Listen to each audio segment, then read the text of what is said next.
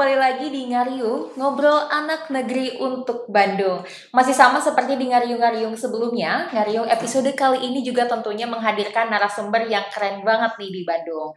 Tapi sebelum kita mulai ngobrol-ngobrol, Tadel mau ngingetin nih buat wargi Bandung yang belum nonton Ngariung episode sebelumnya, bisa langsung scroll dulu videonya. Jangan lupa untuk di like, comment, dan juga di subscribe juga nih YouTube channelnya Diskominfo Kota Bandung.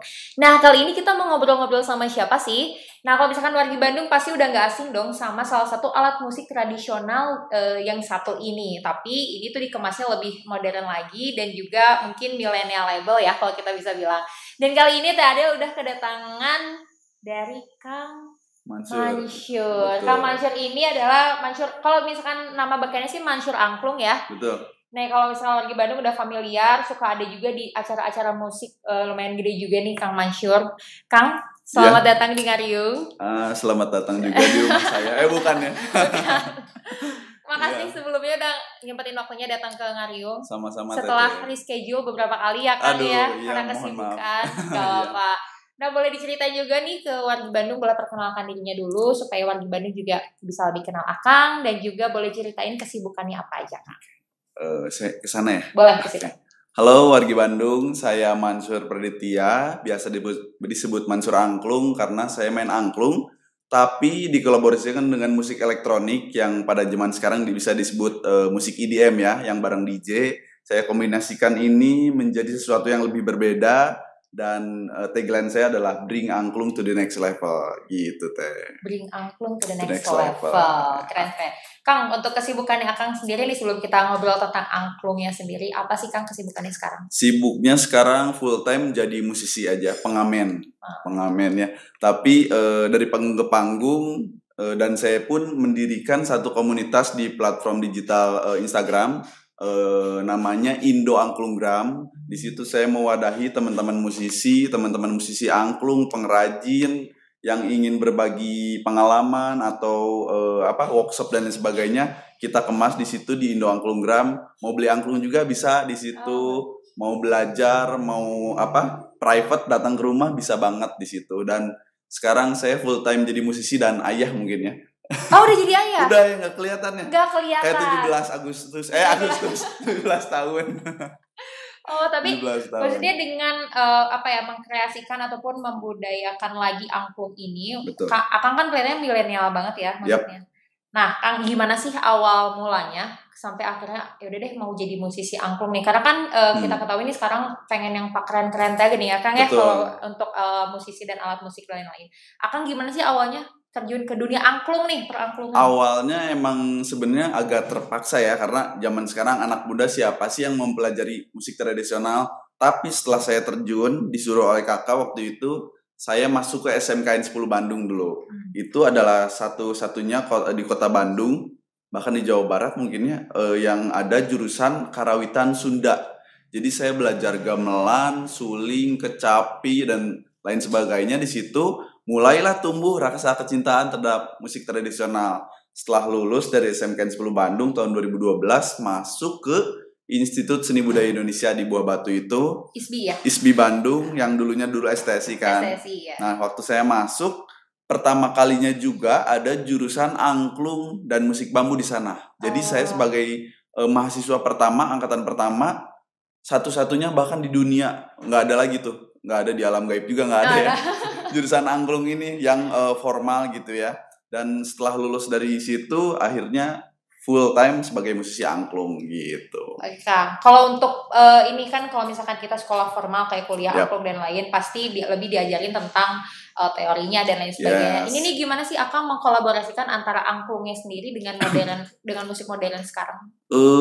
Karena di kampus saya tuh D4 ya. D4 itu kebanyakan kan kita praktek 60-40 lah. Kita mengimplementasikan semua teorinya ke dalam kehidupan sehari-hari juga. Kita melatih, waktu itu kita PKL juga, terjun ke masyarakat, melatih performance, cara mendidik kita seperti apa, cara public speaking seperti ini juga kita latih juga. Dan kita terapkan, mungkin saya ketemu waktu itu dengan musik EDM ini waktu ke Jepang. Waktu ke Jepang bersama DJ Ari Irham, dia salah satu DJ terkenal, mungkin sekarang udah jadi aktor ya. Nah, waktu itu saya kolaborasi dengan dia di DJ Ari Irham di Jepang, di Osaka, dan terbentuklah formula ini angklung kolaborasi dengan EDM gitu. Oh gitu. Jadi ke Jepang teh bukan mau ketemu Nobita bukan ya? Pengennya ketemu Nobita gitu sama Shizuka ya. Jadi tadi teh Akang mulai terjun ke dunia angklung 2012. 2012, tapi seni tradisional udah 2009. 2009 siap. Ya. Kang, untuk itu kan tadi alat musik dari bambu juga nggak cuma angklung kan, ada suling dan banyak, lain-lain. ada karinding, ada celempung gitu. Nah, kenapa sih Akang milihnya angklung gitu Kang? Kenapa angklung? Karena angklung ini bisa dibilang salah satu alat musik terunik di dunia. Kenapa? Karena mainnya bukan dipetik, bukan dipukul, bukan digesek, tapi digetarkan, digoyangkan gitu ya. Coba alat musik lain nggak ada yang seperti itu, digoyangkan, gitu, dan suaranya seperti air, sehingga saya jatuh cinta menjadi istri kedua saya sekarang teh. Oh gitu, jadi nggak jadi cemburunya tuh ke angklung gitu? Iya, makanya kalau di mana lagi sama angklung, wah cemburu langsung. Siap Kang. Kang, dari tadi kan masuk ke SMK mulai merambah jadi musisi dan lain sebagainya, itu awalnya karena keterpaksaan ya. Nah, tapi pada akhirnya siapa sih Kang? Ada nggak sih sosok ataupun musisi yang akhirnya jadi inspirasi buat Akang? Oke deh, gue juga mau jadi musisi gitu. Kalau zaman dulu banyak banget ya musisi tradisional dulu tuh, aduh pengen kayak Samba Sunda, pernah denger kan? Atau kayak ada Kua Etnika atau Dwiki Darmawan, beliau juga kan mengkolaborasikan musik modern dan tradisional gitu. Tapi seiring berjalannya waktu kan, saya dengan musik elektronik punya cita-cita pengen berkolaborasi dengan musisi luar juga seperti Marshmello, Alan Walker, Martin Garrix dan lain sebagainya. Dan alhamdulillah setelah terjun ke dunia musik elektronik juga, angklung ini bisa dipandang dengan setara gitu. Bahkan saya pun diajak kolaborasi dengan Alfie Rev, Atta Halilintar, Eka Gustiwana, dan masih banyak artis lain, sehingga angklung ini bisa naik level juga. Wah, lu main angklung, lu keren. Kayak gitu sih. Oke, tadi pengen collab juga sama Alan Walker ya. Ya mungkin aja nonton Kang Alan, boleh? Ya, Kang Alan, bukan Alam ya. Alan Bandung. Kang Alan. Siap. Tadi kan banyak nih yang menginspirasi Akang juga gitu ya.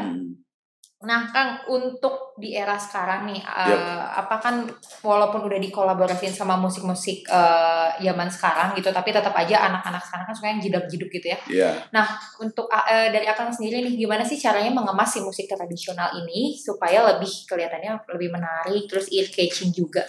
Nah ini nih yang menarik juga buat edukasi. Setiap saya perform, saya nggak hanya perform pure untuk menghibur, tapi saya mengedukasi. Misalkan saya perform 1 jam nih, setiap 2 lagu itu saya selalu meng-announce bahwa hey teman-teman, angklung ini adalah warisan budaya tak benda asli dari Indonesia. Tahun 2010, 16 November ditetapkan sebagai Hari Angklung Dunia. Saya selalu seperti itu.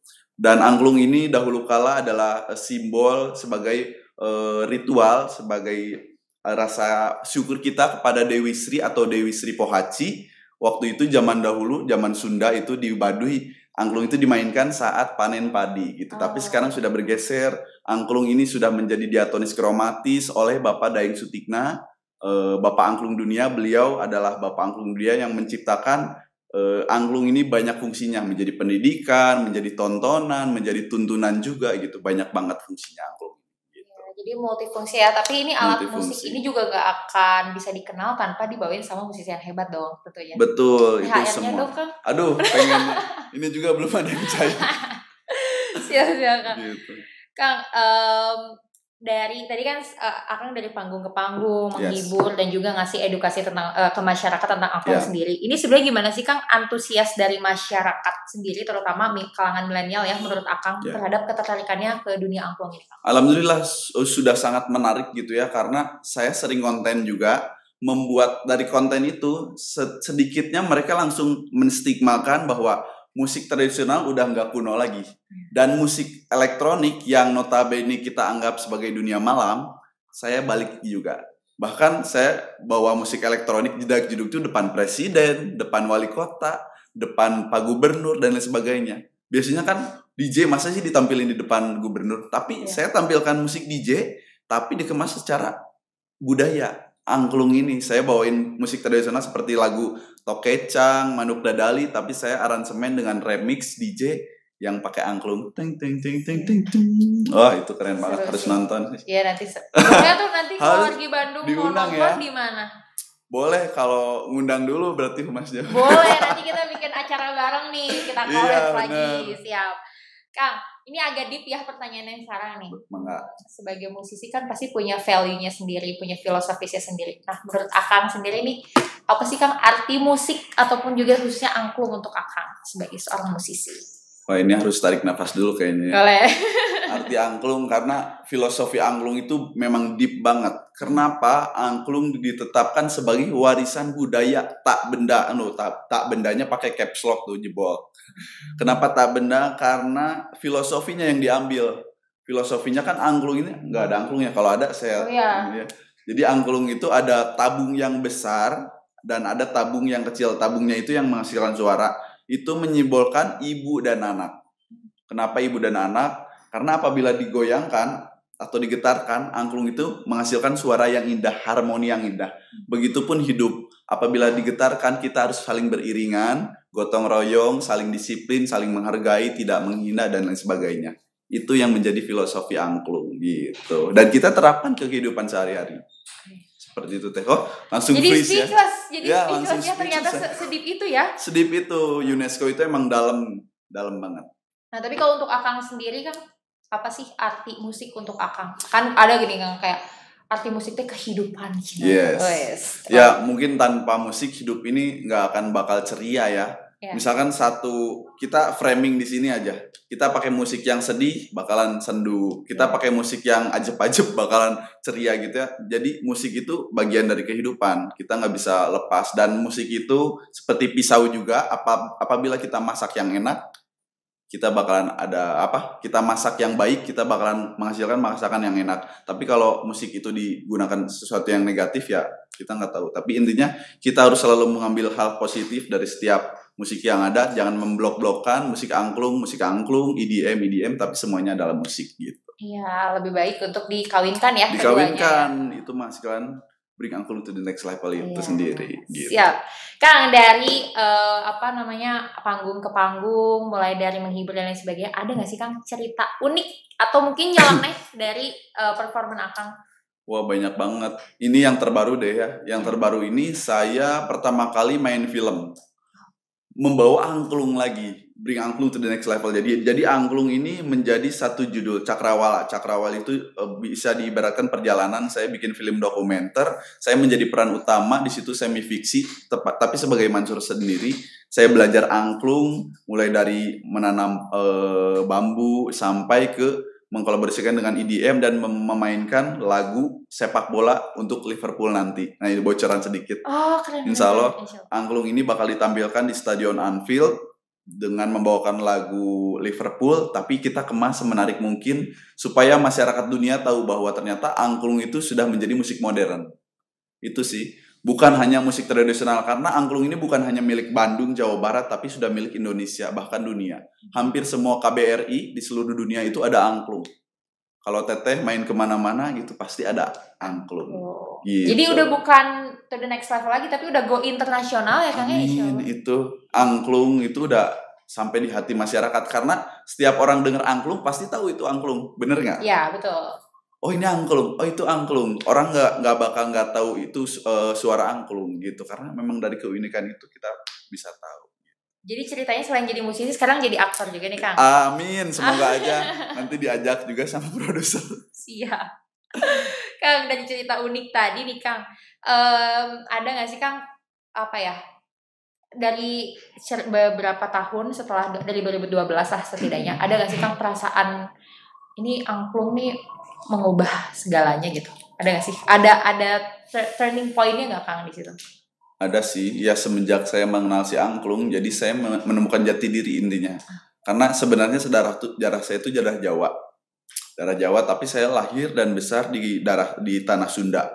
Jadi mengkombinnya itu juga menarik. Jadi ternyata angklung ini bisa membuat orang tuh tidak memblok-blokan suku, ras, agama itu. Kita bisa menyatu Bhinneka Tunggal Ika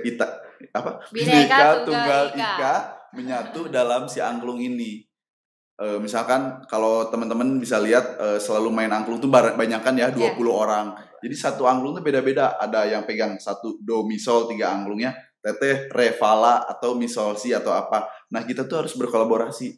Re, bunyi dong. Oke, do bunyi. Nah, itu berkesinambungan kehidupan masyarakat, saling menghargai, disitulah toleransi hadir gitu. Banyak banget. Kalau misalkan lagi di stage nih, Akang Yap. mainnya sendiri atau ada tim juga? Kalau sekarang konsen bersama DJ, jadi 2 orang aja, biar ngirit budget juga kan. Oh gitu. Dulu kan satu panggung tuh 12 orang, 12 orang. bandnya kan gitar, bass, drum, keyboard, angklungnya ada 6 gitu kan, ngabisin budget gitu kan. Enggak juga sih, tapi kalau memang kemasannya sekarang saya angklung dan DJ. Jadi emang lebih lebih difokusin aja kali ya Kang ya. Difokusin gitu. Okay. Dulu sempet sih lihat Akang perform dan emang keren banget. Di Gasibu, acara ya. apa ya? Polisi. Oh iya benar sama Dewi Persik. Iya, itu tuh kebetulan saya IO-nya Kang. Oh, undang lagi berarti ya. Oh siap. Coba Kang, mungkin ini wargi Bandung juga tadi kan kalau performan udah oke. Terus Akang juga kesibukannya selain jadi musisi jadi aktor juga. Ini boleh nggak sih Kang di-share juga prestasi apa aja sih Kang yang pernah diraih sejak tahun 2012 sampai dengan sekarang nih? Insya Allah ke depannya juga. Alhamdulillah ya, angklung ini sudah makin dikenal juga di kalangan selain dunia angklung ya. Bahkan musisi, kalau saya setiap manggung tuh di backstage, para musisi tanah air tuh selalu ngedeketin, apa sih ini angklung? Oh ternyata angklung ini udah bisa mainin lagu apapun ya, genre apapun ya, nada apapun ya. Mereka juga jadi interest. Bahkan kemarin main di salah satu TV, Andre Taulani langsung tertarik. Wih, gue mau beli kan. Sultan langsung mau beli. Berapa harganya? 50 juta. Oke, gue beli. Sampai seperti itu gitu. Yeah. Jadi orang tuh ke musik tradisional sebenarnya mereka sangat menghargai. Tapi mungkin karena kepedulian masyarakat, karena jarang. Itu sih, karena jarang. Kita jarang mendengarkan angklung. Kita jarang melihat angklung. Itu biasanya kan bisa karena terbiasa. Begitulah saya masuk ke dunia entertainment supaya orang terbiasa mendengar suara angklung, biarkan bring angklung to the next level lagi. Gitu. Ya, karena memang kalau di Bandung sendiri juga untuk angklung ya ada sih terakhir belajar SMP ya Kang? Iya, eskul ya dulu. Ya. Jadi mungkin setelah nonton podcast ini wargi Bandung bisa lebih familiar dengan angklung. Betul, ya Kang ya. Minimal mendengarkan karena teman-teman di sini wargi Bandung cara melestarikan budaya atau musik tradisional tidak hanya harus bisa memainkan, tapi dengan cara menonton, men-like, men-share video musisi angklung atau bahkan seniman angklung atau bahkan datang ke Saung Angklung Ujo, itu sudah salah satu cara melestarikan budaya Indonesia. Nah, biar sekarang ini Kang sama-sama wargi Bandung melestarikan angklung, boleh di-share juga nih media sosial Akang, biar nanti di-share, di-like juga, boleh Kang? Betul, boleh di-tag nanti kalau udah nonton video ini, di-share di Instagram, di Facebook, dan lain-lain di @mansur.angklung, MANSHUR.angklung. Pasti langsung paling atas, soalnya nama Mansur cuma ada 4 kan di Indonesia. Ustadz Yusuf Mansur, penyanyi Mansur S, penyanyi Irfan Mansur, sama Mansur Angklung. Jadi jarang. Aneh ya namanya, udah jarang ya. Unik ya, sama kayak angklung unik ya. Jadi musiknya juga unik. Siap Kang. Jadi nih jangan lupa ya nanti di-share, nanti di-repost kan Kang? Amin, harus lah. Harus di-repost. Pas di-repost. Siap Kang. Kang, mungkin ini pertanyaan penutup ya di Ngaryung sekarang. Harapan Akang nih sebagai musisi ke depannya seperti apa, dan juga harapan Akang untuk Kota Bandung Kang? Kota Bandung. Untuk dunia musisi, menurut saya semoga angklung bisa ada di semua toko musik di Bandung, Jawa Barat, atau Indonesia, bahkan dunia. Jadi angklung tuh di salah satu toko musik terkenal tuh ada, bukan hanya piano, gitar, bass, tapi angklung. Ada angklung, karena angklung yang saya buat ini hasil dari kreasi Bapak Yayan Ujo, saya kreasikan lagi supaya lebih modern. Jadi semua angklung tuh ada di setiap toko musik, jadi orang gampang membelinya. Dan harapan saya untuk Kota Bandung, semoga tahun ini terrealisasi menjadi Bandung Kota Angklung. Tahun ini bahkan bulan Mei kita lagi canangkan, semoga Bandung Kota Kembang kita geser menjadi Bandung Kota Angklung. Kita gaungkan angklung ke seluruh dunia bahwa Bandung adalah base-nya dari Kota Bandung gitu. Siap, keren. Ini dari tadi ada tuh ngobrol sama Akang speechless Kang. Gimana? Ternyata memang angklung tuh sedip itu ya Kang ya. Sedip itu, deep banget soalnya memberikan penghidupan buat kita semua. Asik. Karena getaran-getaran nadanya juga menggetarkan hati ya Kang ya. Bener, karena zaman dulu atau angklung teh biar subur si padi kita bisa makan. Gitu. Betul. Siap Kang. Kang Mansur, hatur nuhun pisan udah datang ke Ngaryung. Semoga kita nanti bisa collabs lagi ya Kang ya. Amin. Mungkin ada acara musik di Bandung bisa undang Kang Mansur nih. Harus. Siap hatur nuhun Kang. Sama-sama teh. Ya, wargi Bandung, itu tadi obrolan kita tentang angklung bersama Kang Mansur Angklung. Semoga wargi Bandung suka dan juga jangan lupa untuk di-share, komen, dan juga di-like. Dan sekali lagi, tak ada tante henti untuk mengingatkan wargi Bandung, walaupun sekarang nih Kota Bandung sudah mulai mengalami tren pelandaian ataupun penurunan kasus COVID-19, tapi dihimbau untuk tetap menjaga protokol kesehatan dan juga menjaga imunitas tubuh. Dan kalau misalkan warga Bandung bertanya-tanya, kenapa nih kita nggak pakai masker? Kita udah melakukan vaksinasi lengkap dan juga menjaga jarak nih. Kayaknya udah 20 meter ya Kang ya? Aman. Aman. Siap.